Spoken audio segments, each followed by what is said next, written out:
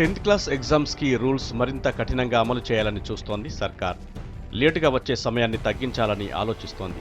ఇప్పటి వరకు ఉన్న అరగంట సమయాన్ని 15 నిమిషాలకు తగ్గించే విషయంపై ఫైనల్ డెసిషన్ తీసుకోనుంది విద్యాశాఖ. ఇప్పటికే ఇంటర్ ఎగ్జామ్స్ విషయంలో విమర్శలొస్తున్నా సరే వెనక్కి తగ్గేది లేదంటున్నారు అధికారులు.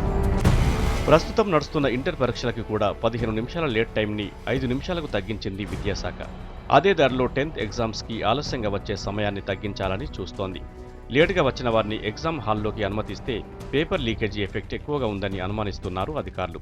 ఎగ్జామ్స్కి లేటుగా వచ్చేవారు క్వశ్చన్స్ తెలుసుకుని కాపీలు తెస్తున్నారని, లేదంటే ఆన్సర్లు చదువుకుని వస్తున్నారనే ఆరోపణలున్నాయి. దీంతో ఈసారి టైం తగ్గించేందుకు ప్లాన్ చేస్తున్నారు. మొదటి రోజు అరగంట లేట్ టైం ఇచ్చినా రెండో రోజు నుంచి 15 నిమిషాలే ఇచ్చే ఛాన్స్ ఉంది.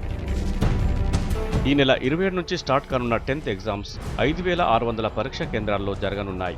దాదాపు 12,60,000 మంది విద్యార్థులు ఎగ్జామ్స్ రాయబోతున్నారు. ఇప్పటికే జిల్లాలకు క్వశ్చన్ పేపర్లు పంపే పనిలో బిజీగా ఉన్నారు అధికారులు.